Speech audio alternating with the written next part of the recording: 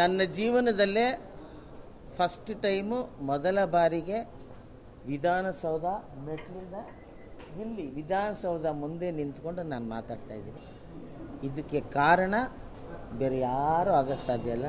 ಇದಕ್ಕೆ ಕಾರಣನೇ ನಮ್ಮ ಕಾಂಗ್ರೆಸ್ ಪಕ್ಷ. ಎಲ್ಲೋ ನಾವು ಶೂಟಿಂಗು ಎಲ್ಲೋ ಬ್ಯುಸಿ ಟೈಮಲ್ಲಿ ಕೆಲಸ ಮಾಡಿದ್ದೀನಿ. ಕಾಂಗ್ರೆಸ್ಗೆ ನಂಬಿಕೆ ಇದೆ ನಮ್ಮ ಕಾಂಗ್ರೆಸ್ ಪಾರ್ಟಿ ಮೇಲೆ. ಯಾಕೆಂದರೆ ಬಡವರ ಪಕ್ಷ ಅಂದರೆ ನಮ್ಮ ತಾಯಿ ತಂದೆಯ ಕಾಲದಿಂದ ಬಡವರ ಪಕ್ಷ ಅಂದರೆ ಒಂದೇ ಕಾಂಗ್ರೆಸ್ ಅಂತ. ಅದರಿಂದಾಗಿ ನಾನು ನಿಷ್ಠಾವಂತ ಒಬ್ಬ ಕೆಲಸಗಾರನಾಗಿ ನಿಷ್ಠಾವಂತನಾಗಿ ಈ ಕಾಂಗ್ರೆಸ್ಗೆ ನಾನು ಎಲ್ಲ ಎಲೆಕ್ಷನಲ್ಲೂ ಎಲ್ಲದರಲ್ಲೂ ಜೊತೆಯಲ್ಲಿದ್ದು ಕೆಲಸ ಮಾಡ್ತಾನೇ ಇದ್ದೀನಿ. ನನ್ನ ಸೇವೆಯನ್ನು ನೋಡಿ ನನ್ನನ್ನು ಒಂದು ತಲೆಯಲ್ಲಿಟ್ಕೊಂಡು ಈಗ ಕಾಂಗ್ರೆಸ್ ಪಕ್ಷದವರು ನನಗೆ ಅಕಾಡೆಮಿ ಕರ್ನಾಟಕ ಫಿಲ್ಮ್ ಅಕಾಡೆಮಿ ಅಧ್ಯಕ್ಷನಾಗಿ ನನಗೆ ಬಡ್ತಿ ಕೊಟ್ಟಿದ್ದಾರೆ.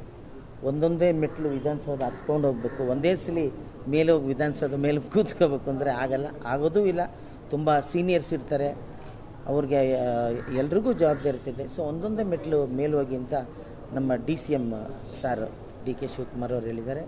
ನಮ್ಮ ಸಿದ್ದರಾಮಯ್ಯ ಸಾಹೇಬರು ಕೂಡ ನನಗೆ ಹೇಳಿದ್ದಾರೆ. ಸೊ ನಿಮ್ಮೆಲ್ಲರ ಆಶೀರ್ವಾದ ಮತ್ತು ನಿಮ್ಮ ಪ್ರೋತ್ಸಾಹ ಬೇಕೇ ಬೇಕು. ನಮ್ಮ ಕರ್ನಾಟಕ ಫಿಲ್ಮ್ ಅಕಾಡೆಮಿಯಲ್ಲಿ ತುಂಬ ಕೆಲಸಗಳಿದ್ದಾವೆ. ನಾನು ಮೊನ್ನೆ ಪ್ರೋಗ್ರಾಮ್ ಆದಾಗಲೂ ಅದ್ರಲ್ಲಿ ಹೇಳಿದ್ದೀನಿ. ಹಿಂಗೆ ತಾಯಿ ಸೆರಗಿನ ಮಗು ಹಿಡ್ಕೊಂಡು ಓಡಾಡಿಕೊಂಡು ಅಳುತ್ತೋ ಆ ಥರ ಹತ್ತು ಕರೆದು ನಮ್ಮ ಸಿನಿಮಾದ ಸುಮಾರು ಕೆಲಸಗಳು ಪೆಂಡಿಂಗ್ ಇದ್ದಾವೆ. ಅವುಗಳನ್ನೆಲ್ಲವನ್ನೂ ನಾನು ಅಕಾಡೆಮಿ ಪ್ರೆಸಿಡೆಂಟಾಗಿ ನಾನು ಮುಂದುವರಿಸಬೇಕು ಅಂತ ಇದ್ದೀನಿ. ಅದೇ ಪ್ರಕಾರ ಕೆಲಸ ಮಾಡ್ಕೊಂಡು ಹೋಗ್ತೀನಿ.